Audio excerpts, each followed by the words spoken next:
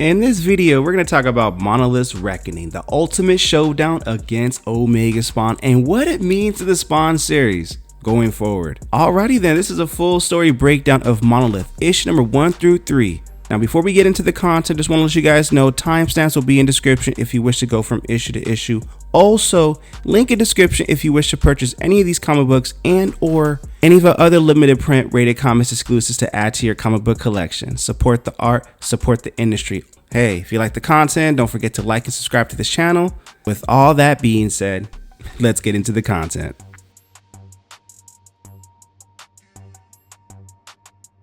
Now, this book obviously does take place in the Spawn universe, but it takes place prior to Monolith's encounter with Spawn. I believe that first encounter was in Spawn issue number 312, 313, 314, one of those issues, if I recall correctly, because I do recall reading that issue where Monolith encounters Spawn for the first time. But this takes place before that, and you don't even need to have any recollection of what's going on in Spawn at that time. All you need to know is this book gets into it, and it gets into it quick. So in 3030 AD, the deep recesses of space, a prison colony set upon for the fallen warriors of conquered planets. And this feels like an alien vibe.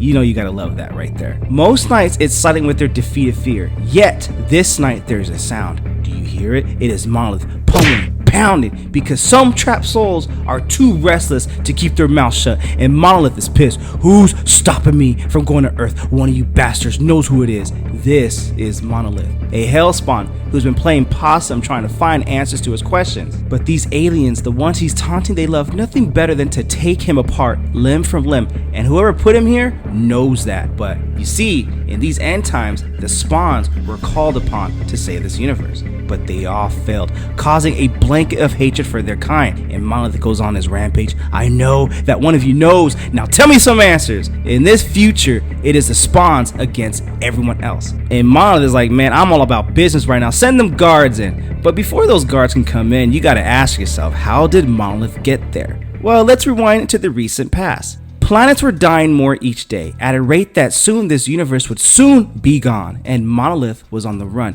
heading back to Earth, hoping to go back in time to an era when his kind did turn the tide, a time where spawns multiplied to defeat the dark forces. But for Monolith, it instead became a mission of disappointment and rage. A prison colony, one that hides enemies of the state, became his first roadblock. Yo, this feels like a Reddit kind of vibe too, but I'm digging it so far. Pulling his ship into its atmosphere with a tractor beam, the colony also somehow had a dead zone portal too, dragging Monolith into now our current time. They burnt him as he arrived, a precursor to the pain they would bring upon him, to condition him to the abuse he'd endure on this space of Alcatraz. Well, Alcatraz version of space right there, or space versions of Alcatraz. My bad, just forgive me, alright? With its warden, Omega Spawn, the destroyer of worlds, a cruel creature who had traveled light years hearing the rumors that a spawn had been captured, the very last spawn. Omega Spawn's like, my former held Monolith, you found him. Good, we need to teach him all things and even universes. Omega's plan? To reshape the universe into one in his own image. Time to put him in his place, Omega Spawn says. He wants that business. Sire, says Omega Spawn's minion or whatever you want to call it. The one you mentioned, the Monolith. Yes, says Omega Spawn. He's crushing everyone's head, my lord. Of course he is. He still thinks he's a free man. And he takes out his sword like, yo, I'm about to do something right now. But before that do something's about to happen, now Monolith is like, yeah, I handle business. Now all he has to do is wait. The tactic is clear. Get the prison guards to open its gates in an attempt to send something in, their troops. When in fact, he wanted them to open the gates so he could do something like get out. That's what he is. Send the troops in so I can get the F up out of here, so he can hunt down the stench he just smelled. And that stench is Omega Spawn. But Monolith needs time to plan his next move, so he attempts to hide. And Omega Spawn's like, I know you're here, boy.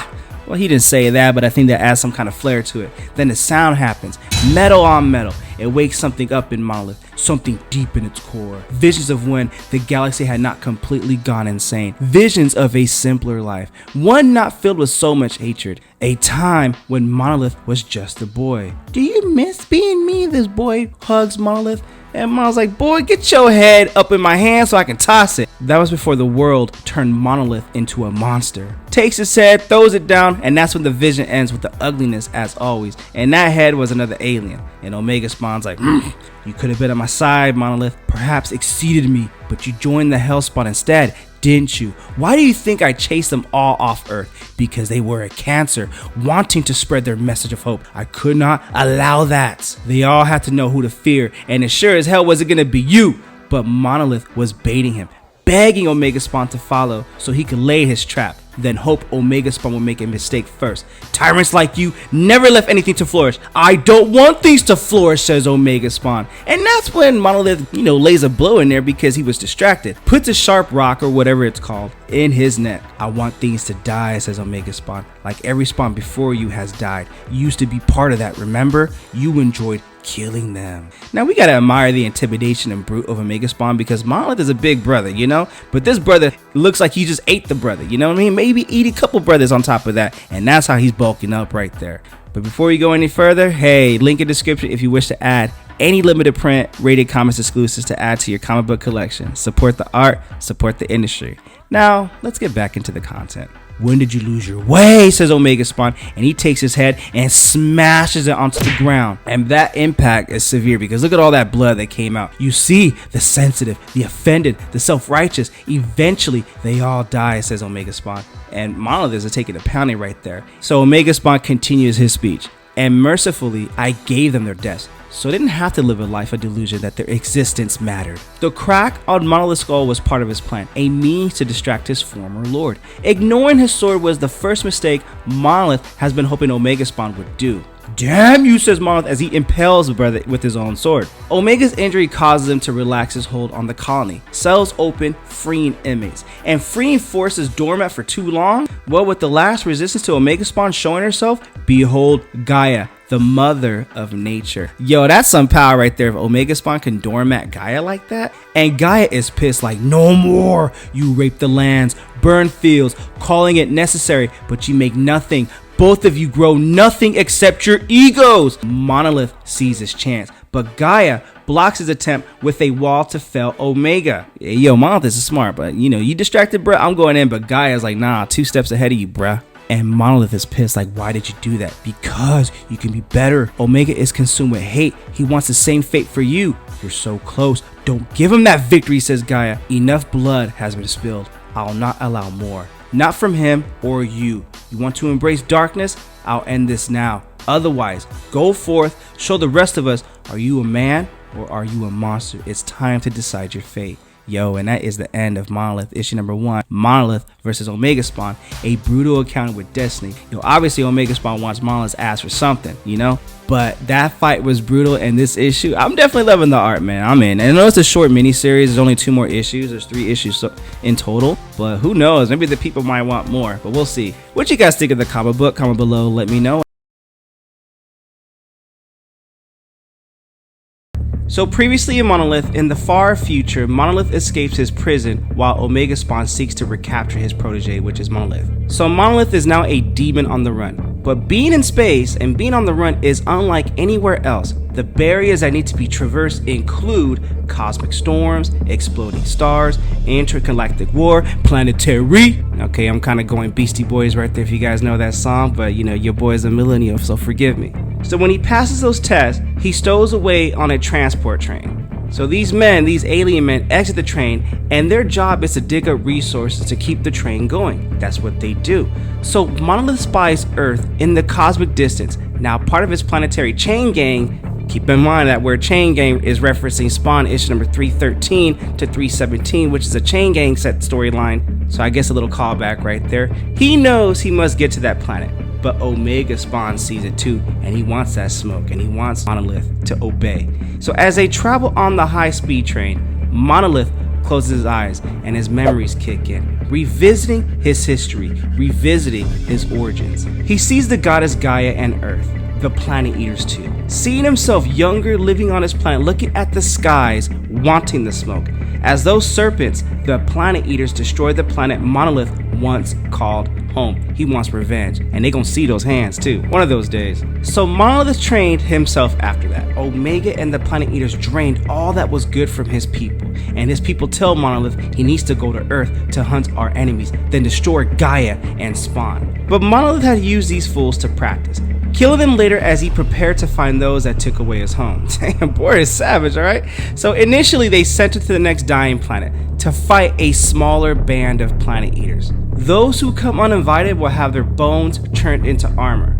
And he sent the message. That's his message, you know, because those bones are going to turn into armor for him, and the rest of their body parts strewn everywhere. So Monolith is all victorious, and Omega Spawn's like, nah, bruh, this is my war, child, and you're my servant. So back in the present, on the transport ship, he sees a child and a mother, weak and innocent refugees. The child asks, what's your name, and are you good or bad? And Monolith is like, good. Really? Me too. Now I understand they can't really go into much character development with Monolith and the child because the way it forms is really rushed, but it's a short issue. I'm okay with that. So the ship lands in a new Dubai, a city that traded resources for its safety. Refugee says it's one of the greatest and safest places in the galaxy. So Monolith exits, explores like a little tourist, if you want to call it that. No, he ain't so little. But the girl who sees him on the ship is like, hey mister, this way. We need to stick together because we're the good guys. And Monolith does do that. So he thought he fled far enough, but he didn't. Omega Spawn found him again. And his attack kills the little girl and her mother instantly. And Omega Spawn is just rubbing alcohol to the wound like, everything you touch will become ashes, Monolith. As long as you continue to run, innocents will die. It is not enough to make Monolith bleed. Omega wants his evil to warm his way into Monolith, so he'll doubt himself, so he'll give up, and they go at it and they throw hands. The girl's death is your fault, says Omega Spawn. You killed her with your defiance. I am your god, and lays a smackdown on Monolith, and Monolith just goes back, gets up, shake it off like Taylor Swift, and Monolith is like, I'll die before letting you lord over me. You don't scare me, bruh. I should, because worship isn't what I want from you. It's your rebirth I'll have. You'll reshape what I order you to. You'll kill it, then you'll help me make a world of my choosing, including genocide. Omega doesn't desire to make slaves of his enemies. He craves their annihilation. He wants to lord over him. But what are those targeted to die the ones waiting to be massacred? Well, the most resilient of them decided to build a cannon, and they bring out that weapon, get the guns out, because the sun ain't out, so the guns gotta come out. So when you see the planets devoured along your horizon, you prepare. So even though the gun is still kind of experimental, decades were spent on splitting atoms for a single discharge. They'll not get a second shot, and they will not get a second chance at this if they don't act quickly. So Monolith and Omega Spawn are like, nah, bruh. So Monolith tackles Omega Spawn and tells him, the planet eaters, if they devour everything, where do you live? What makes you think their hunger will stop? They'll turn on you too. So the behemoths are a chain reaction when they smash.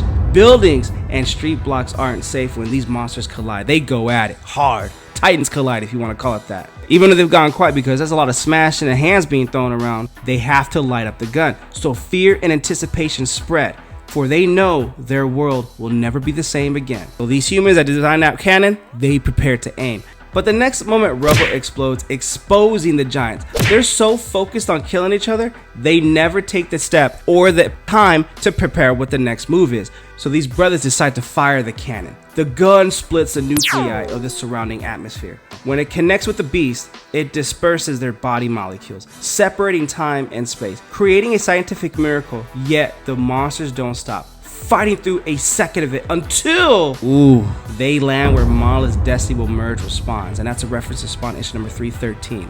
And we did cover that on this channel, which is, in my opinion, one of the best story arcs in my opinion. Spawn 313 to 317, the Chain Gang set, which we did cover on this channel. So a beginning where the collision between the time rip and destiny will mark the end of the world, or in our case, the modern end of the world, and create something different. This is what will be called Omega Island, and that is the end of Monolith issue number 2, Monolith versus Omega Spawns and their shocking endgame. That is so crazy how their battle, how they duke it out, just all of a sudden ends them up in Omega Island, taking place in Spawn issue number 313, where Spawn meets Monolith, or how it ties into that. So with that being said, What you guys think of the review? Comment below, let me know. Also, link in description if you wish to add this comic book and or any of our other limited print Rated Comics exclusives to add to your comic book collection. Support the art, support the industry.